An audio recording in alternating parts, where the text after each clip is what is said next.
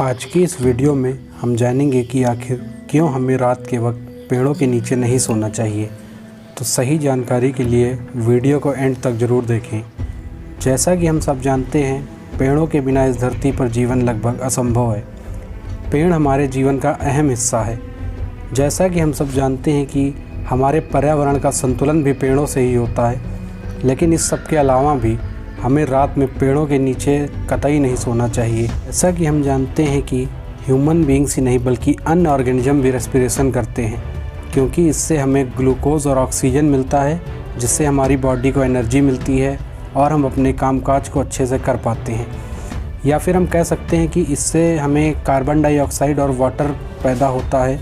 Carbon dioxide को किसी न किसी तरह शरीर से बाहर निकाल दिया जाता है, जिससे हमारे शरीर को नुकसान न पहुँचे। या तो थी ह्यूमन बीइंग्स की बात, पर जैसा कि आप जानते हैं कि पेड़ पौधे भी रेस्पिरेशन करते हैं ताकि वो भी अपने कार्य कर सकें, जैसे कि अपनी ग्रोथ को बढ़ाना और बाकी कार्य। पौधों में एनर्जी फोटोसिंथेसिस प्रक्रिया के कारण आती है। तो आइए देखते हैं कि दिन के समय में रेस्पिरेशन कैसे होता है। ह्यूमन बीइंग्स ऑक्सीजन इनहेल करते हैं और कार्बन डाइऑक्साइड एक्सहेल यानी छोड़ते हैं। दरअसल हम हवा फेफड़ों में खींचते हैं और फेफड़ों से ही छोड़ते हैं। हवा में करीब 79% नाइट्रोजन, 20% ऑक्सीजन और 1% बाकी गैसेस होती हैं, जैसे कि कार्बन डाइऑक्साइड, जिसकी मात्रा 0.03% रहती है। जब हम रेस्पिरेशन से ऑक्सीजन अंदर लेते हैं तो उसकी मदद से खाना ऑक्सीडाइज होता है और ग्लूकोज बनता है, जिससे एनर्जी मिलती है।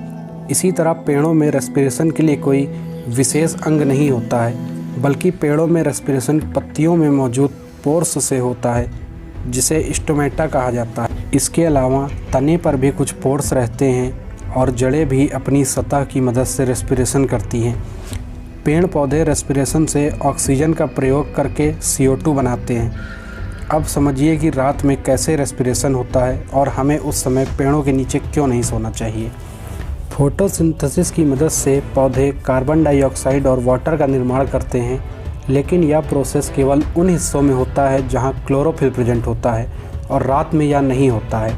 रेस्पिरेशन की प्रक्रिया दिन हो या रात हर समय चलती रहती है, चाहे हम ह्यूमन बीइंग्स की बात करें या प्लांट्स की। मगर हम ह्यूमन बीइंग्स की तरह प्लांट्स को चलना फिरना नहीं पड़ता है, इसलिए उन्हें एनर्जी की आवश्यकता कम होती है, जिससे रेस्पिरेशन भी धीरे धीरे होता है। रेस्पिरेशन के समय जो कार्बन डाइऑक्साइड प्रोड्यूस होती है वह लीव्स के अंदर ही खाली स्पेस में पहुंचती है। इन्हीं लीव्स में फोटोसिंथेसिस भी होता है, जिससे हवा में मौजूद कार्बन डाइऑक्साइड का प्रयोग किया जाता है और रेस्पिरेशन में बनी कार्बन डाइऑक्साइड भी इसी में खप जाती है। इसलिए हम कहते हैं कि दिन में पौधे CO2 लेकर ऑक्सीजन छोड़ते हैं। मगर जैसा कि आप जानते हैं कि रात में सनलाइट के ना होने के कारण फोटोसिंथेसिस नहीं हो पाता है और रेस्पिरेशन ही चलता रहता है, यानी रात में ऑक्सीजन का निर्माण नहीं होता है। रेस्पिरेशन में ऑक्सीजन खर्च होती रहती है और कार्बन डाइऑक्साइड बनती रहती है। दिन में तो यह कार्बन डाइऑक्साइड फोटोसिंथेसिस में खर्च हो जाती है, पर रात में पौधे इस कार्बन डाइऑक्साइड को छोड़ते हैं। और यदि आप पेड़ के नीचे सो रहे हैं तो आपको ऑक्सीजन नहीं मिलेगी, बल्कि उल्टा कार्बन डाइऑक्साइड मिलेगी, जिससे आपको सांस लेने में तकलीफ़ हो सकती है और दम घुट सकता है। पेड़ हमारे जीवन के लिए बहुत महत्वपूर्ण हैं। वे पोल्यूशन को भी कम करने में मददगार हैं, यानी कि जितने पेड़ होंगे उतना शुद्ध एनवायरनमेंट होगा। मगर ध्यान रहे, रात में पेड़ों के नीचे नहीं सोना चाहिए। आज की वीडियो में बस इतना ही। अगर आपको इस वीडियो से कुछ भी सीखने को मिला हो तो नीचे सब्सक्राइब बटन पर क्लिक करके बेल आइकन को ऑल पर कर दें, ताकि हमारी आने वाली वीडियो सबसे पहले आप देख सकें, और यह फ्री है। साथ ही आप हमारी और भी वीडियोस अपनी स्क्रीन पर देख पा रहे होंगे, तो जल्दी से इन वीडियोस पर क्लिक करके आप इन्हें भी देख लें। तब तक के लिए धन्यवाद।